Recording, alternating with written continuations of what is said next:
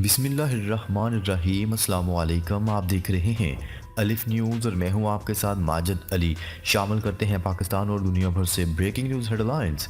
دنیا بھر کے 600 ماہر وکلاء نے اسرائیلی جنگی جرائم کے خلاف عالمی عدالت انصاف میں ثبوت اور شواہد پیش کر دیے، جس میں بتایا گیا ہے کہ اسرائیل کیسے غزہ کے مسلمانوں کی نسل کشی کر رہا ہے اور کیسے 1948 سے فلسطینیوں کا قتل عام کر رہا ہے اور ان کے حقوق کی پامالی کی جا رہی ہے اور فلسطینیوں کو زبردستی ان کی زمینوں سے محروم کر دیا گیا۔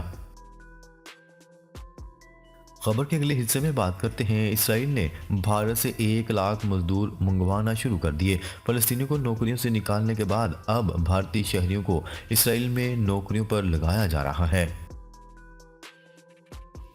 خبر کے اگلے حصے میں بات کرتے ہیں۔ روس ترکی ایران کا مشترکہ بیان جاری۔ اسرائیل غزہ جنگ فوری بند کرے، غزہ میں انسانی امداد جانے کی اجازت دی جائے۔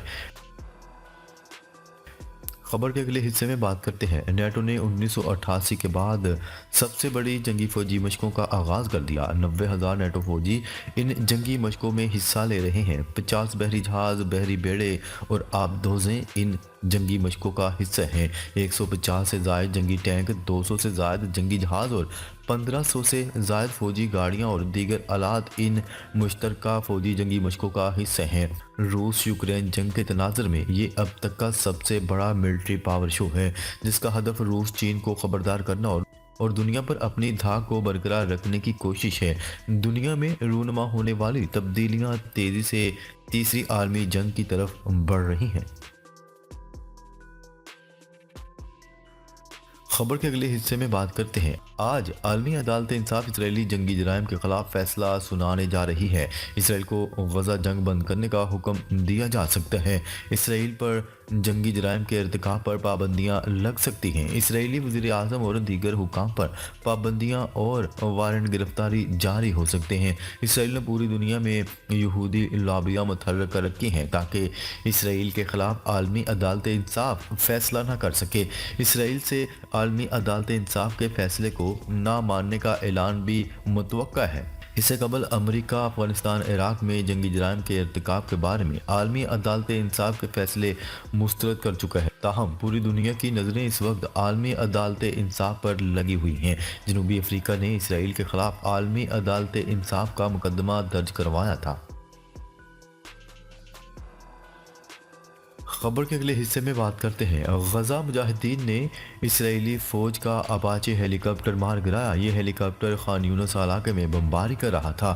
غزہ کے مسلمانوں نے اپنی آنکھوں سے اس ہیلی کاپٹر کو تباہ ہوتے دیکھا۔ یہ دوسرا اپاچے ہیلی کاپٹر ہے جو غزہ مجاہدین نے تباہ کیا۔ ایک اپاچے ہیلی کاپٹر کی مالیت $52 ملین یعنی 5 کروڑ 20 لاکھ ڈالر ہے۔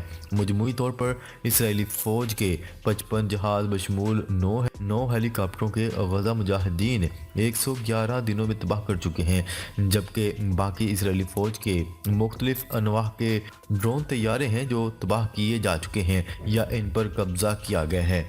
دوسری طرف امریکہ نے اسرائیل کی مدد کے لیے مزید اسلحے کے جہاز بھجوا دیے۔ امریکہ نے F-35 جہاز، اپاچے ہیلی کاپٹر بھجوائے ہیں اور ٹینک، میزائل، گولہ بارود بھی بھجوایا گیا ہے۔ خبر کے اگلے حصے میں بات کرتے ہیں۔ القصام مجاہدین کے رہنما ابو عبیدہ کا نیا بیان سامنے آ گیا۔ کہا کہ ایک ہفتے کے دوران القصام مجاہدین نے اسرائیلی فوج کے 68 ٹینک اور فوجی گاڑیاں، بلڈوزر تباہ کر دیے۔ گزشتہ 7 دنوں میں ہمارے مجاہدین نے 57 جنگی کارروائیاں سر انجام دی، جن میں 53 یہودی فوجیوں کو صفر مسافت سے جہنم واصل کیا، جبکہ درجنوں یہودی فوجیوں کو دیگر کارروائیوں میں نشانہ بنایا گیا۔ 9 یہودی فوجیوں کو سنائپرز نے نشانہ بنایا۔ اسرائیلی فوج کے راستے میں بارودی سرنگیں اور بارودی بم نصب کر کے انہیں نشانہ بنایا گیا۔ عمارتوں میں پناہ لینے والے یہودی فوجیوں کو بھی میزائلوں اور بارودی بموں سے نشانہ بنایا گیا۔ مجاہدین کی سرنگوں میں گھسنے والے یہودی فوجیوں کو ریموٹ کنٹرول سے نشانہ بنایا گیا۔ خبر کے اگلے حصے میں بات کرتے ہیں۔ سعودی عرب کے نائب وزیر خارجہ نے اقوام متحدہ کے اجلاس میں اسرائیلی حق دفاع کا دعویٰ مسترد کرتے ہوئے فلسطینی ریاست کے قیام کا مطالبہ کر دیا۔ عالمی خبرساں ادارے کی رپورٹ کے مطابق اقوام متحدہ کی سلامتی کونسل میں غزہ کی صورتحال اور کسی تصفیے پر پہنچنے کے لیے رکن ممالک کے وزراء خارجہ اور مندوبین کا اہم اجلاس جاری ہے۔ اجلاس میں سعودی عرب کے نائب وزیر خارجہ نے کہا کہ اسرائیل کی اندھا دھند بمباری سے غزہ کی صورتحال انتہائی کشیدہ ہو چکی ہے، جس میں 25,000 سے زائد افراد شہید ہو چکے ہیں۔ سعودی نائب وزیر خارجہ نے مزید کہا کہ فلسطین کا پائیدار اور منصفانہ حل تلاش کرنا ہوگا، بصورت دیگر غزہ کی صورتحال کے منفی اثرات سے پڑوسی ممالک اور عالمی امن و سلامتی بھی محفوظ نہیں رہے گی۔ نائب وزیر خارجہ کا مزید کہنا تھا کہ سعودی عرب اسرائیل کے حق دفاع کے بہانے غزہ کے خلاف عسکری کارروائیوں کو پوری قوت سے مسترد کرتا ہے۔ سعودی نائب وزیر خارجہ نے مزید کہا کہ اسرائیل کے غزہ کے باشندوں کو جبری طور پر بے دخلی کو بھی مسترد کرتے ہیں اور اس تنازع کے خاتمے کے لیے بین الاقوامی برادری کی مشترکہ ذمہ داری پر زور دیا گیا۔ خبر کے اگلے حصے میں بات کرتے ہیں اسرائیلی فوج کی غزہ پر بمباری، مزید 200 فلسطینی شہید۔ اسرائیلی فوج کی جانب سے غزہ پر وحشیانہ بمباری جاری ہے، جس کی زد میں آ کر مزید 200 فلسطینی شہید ہو گئے۔ اسرائیل نے غزہ کے رہائشی علاقوں پر بمباری کی ہے، جس سے سینکڑوں فلسطینی شہید ہو گئے، جبکہ اسرائیلی فوج نے امداد ملنے کے منتظر فلسطینیوں پر بھی گولے برسا دیے۔ ادھر فلسطینی مزاحمت کاروں کے حملوں میں کئی اسرائیلی فوجی مارے گئے اور متعدد ٹینک اور بلڈوزر بھی تباہ کر دیے گئے۔ دوسری جانب غزہ میں امن کا سفید پرچم تھامے فلسطینیوں کی شہادت کو برطانوی رکن پارلیمنٹ نے جنگی جرم قرار دے دیا۔ برٹش پاکستانی رکن پارلیمنٹ افضل خان نے غزہ میں فوری جنگ بندی کے لیے پارلیمنٹ میں پٹیشن جمع کروائی اور کہا کہ تمام یرغمالیوں کو فوری طور پر رہا کیا جانا چاہیے۔ واضح ہے کہ اسرائیلی حملوں میں 25,000 سے زائد فلسطینی شہید ہو چکے ہیں، جن میں زیادہ تر بچے اور خواتین شامل ہیں۔ خبر کے اگلے حصے میں بات کرتے ہیں قاسم سلیمانی کی برسی، دھماکوں پر امریکی موقف بھی سامنے آ گیا۔ ایران میں گزشتہ ماہ جنرل قاسم سلیمانی کی برسی پر دھماکوں پر امریکی موقف سامنے آ گیا۔ امریکی عہدیدار کا کہنا تھا کہ امریکہ نے ایران کو پہلے سے دہشت گردی کے خطرے سے خبردار کیا تھا۔ عہدیدار کے مطابق امریکہ نے نجی ذرائع سے ایران کو دہشت گردی کے خطرے کا بتایا تھا۔ امریکی عہدیدار کا کہنا تھا کہ امریکی حکومت نے خبردار کرنے کے دیرینہ پالیسی کی ذمہ داری نبھائی ہے۔ امریکہ کا کہنا تھا کہ دہشت گرد حملوں میں معصوم جانیں بچانے کے لیے جزوی انتباہات جاری کرتے ہیں۔ واضح رہے کہ ایران کے شہر کرمان میں گزشتہ ماہ 2 دھماکوں میں 100 سے زائد افراد شہید ہوئے تھے۔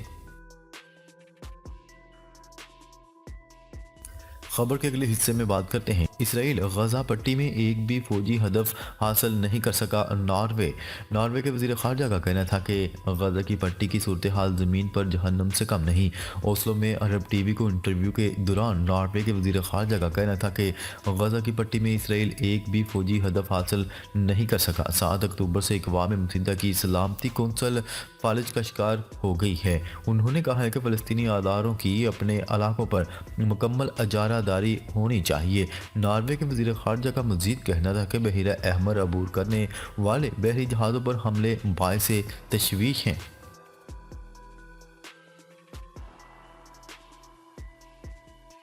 خبر کے اگلے حصے میں بات کرتے ہیں برطانیہ اور امریکہ نے حوثی رہنماؤں پر پابندی عائد کر دی۔ امریکہ نے 4 حوثی رہنماؤں پر دہشت گردی ایکٹ کے تحت پابندی لگا دی۔ واشنگٹن سے خبرساں ایجنسی کی رپورٹ کے مطابق پابندی کا شکار ہونے والے حوثی رہنماؤں کے امریکہ میں اساس سے منجمد کر دیے گئے۔ ادھر لبنان سے خبرساں ایجنسی کی رپورٹ کے مطابق برطانیہ نے بھی 4 حوثی ارکان پر پابندی عائد کر دی۔ برطانوی حکومت نے جن حوثی رہنماؤں پر پابندی لگائی ہے، ان میں حوثی وزیر دفاع محمد ناصر، naval forces commander Muhammad Fazil اور حوثی کوسٹل ڈیفنس چیف محمد علی قادری شامل ہیں۔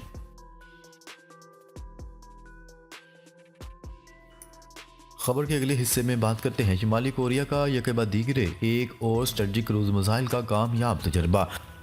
کورین سینٹرل نیوز ایجنسی کی رپورٹ کے مطابق جمعرات کو اپنی رپورٹ میں خبر دی گئی کہ شمالی کوریا نے کروز میزائل پلواسل کا پہلا کامیاب تجربہ کر لیا۔ رپورٹ میں کہا گیا ہے کہ اس میزائل تجربے کا پڑوسی ممالک کی سلامتی پر کوئی اثر نہیں پڑے گا اور اس کا علاقائی صورتحال سے بھی کوئی تعلق نہیں۔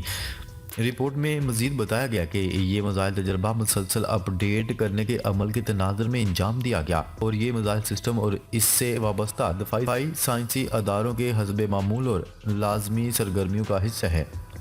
ناظرین، اب تک کے لیے اتنا ہی۔ مزید خبریں لے کر بہت جلد آپ کی خدمت میں حاضر ہوں گے، تب تک کے لیے اپنا خیال رکھیے گا۔ اللہ نگہبان۔